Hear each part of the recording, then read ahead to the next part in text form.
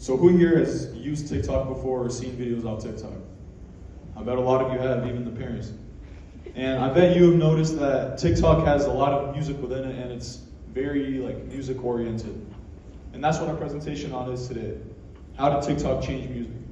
First of all, we need to talk about what is TikTok and when was it created. TikTok was created by the Chinese company ByteDance in 2016. It was originally called Douyin, and it rose to global popularity when it merged with Musical.ly in 2018, making it a massive hit.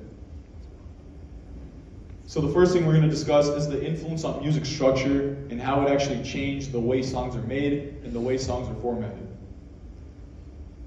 So the biggest effect of this is the fact that songs have generally gotten shorter since the 1990s.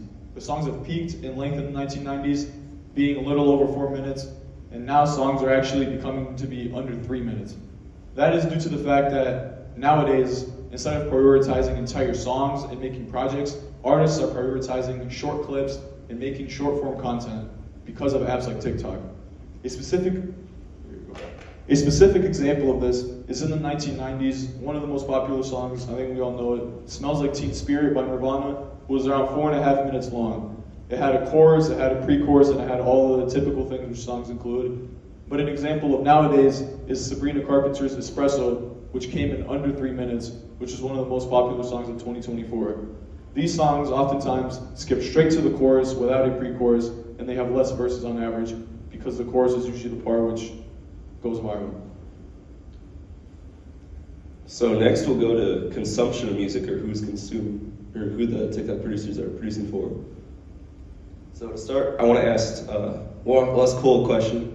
Cole, which of these three groups of people, the teens, the adults, or the boomers, do you think uses TikTok the most? So yes, Mo, if you go to the next slide. So generally the teens and the young adults are going to be using TikTok the most, and what producers will do when they see this is they're gonna see that when they're putting their music out onto a platform like TikTok, they're not going to need to produce it for the boomers because the boomers are not on TikTok as much. They're going to specifically target the age groups of the teens and the young adults. So along with that,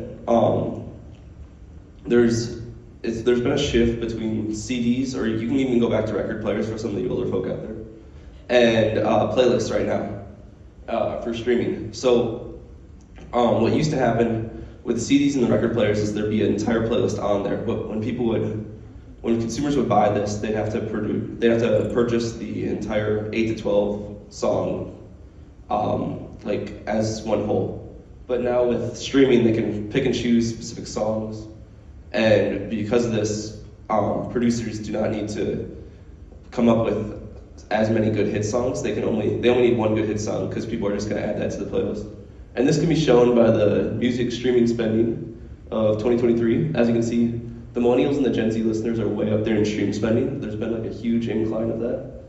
And what may shock you is the millennials is a little higher than the Gen X, but that's actually because some of the Gen X people are not spending their own money for stream spending. The millennials or the parents are having to spend it for them.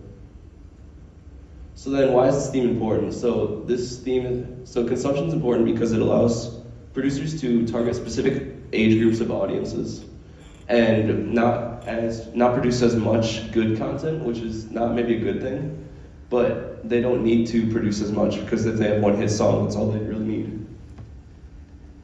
All right, so to put in perspective everything that we talked about so far, I have two examples of albums, one released before TikTok's inception and one released after.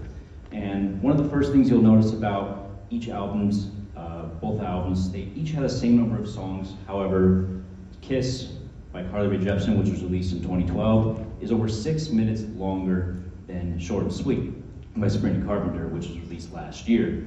And the longest song on Kiss is around the 4-minute mark, whereas the longest song on Short and Sweet is around 3:43. And this kind of just reinforces the idea that songs have in general gotten shorter on average. And because songs have gotten shorter on average, longer projects such as EPs and albums have also gotten shorter.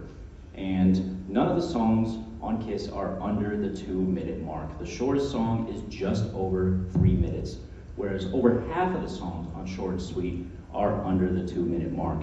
And Arsene was saying earlier, this is all due to the structure of music changing, as people are more focused on short little hooks to put in videos. They're not really as focused on creating fully fleshed out projects, because a lot of songs now lack a meaningful intro or outro. A lot of them kind of ditch the pre-chorus, and many songs nowadays have just mainly focused on just a short little, maybe 20 or 30 second hook that can be used in a variety of TikToks and other short form content.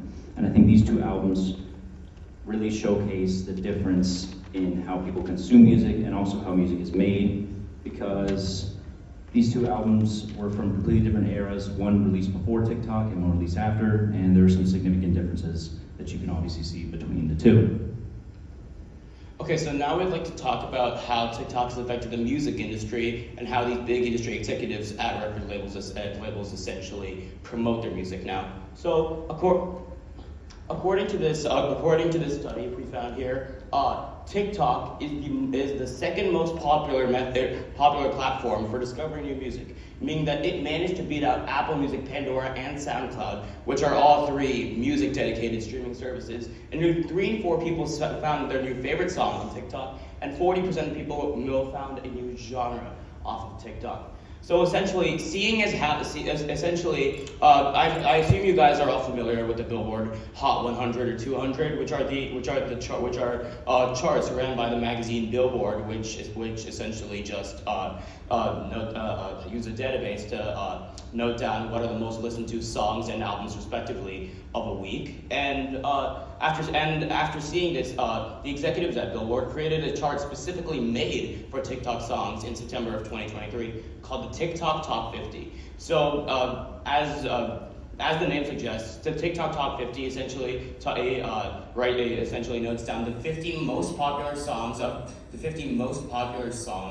of a week on TikTok, and some of them range from like really old obscure songs from the 80s that I'm sure you parents probably have not heard. However, are very much viral off of TikTok. And now I would just like to ask a question to the audience: who here has heard a bar song by Shabuzi? Wow, a lot of you. All right. Who here has heard it via TikTok? All right, yeah, that's still a decent number of you. Okay, so basically, in 2024 of last year, a bar song by Shabuzi beat out Lil Nas X's Old Town Road for being number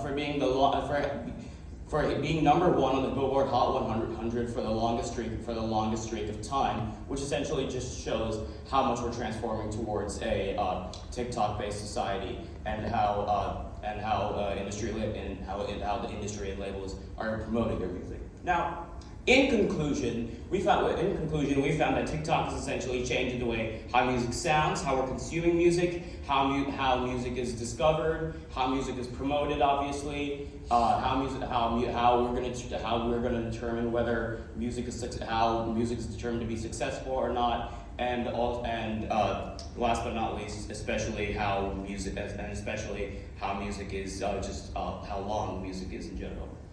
Thank you.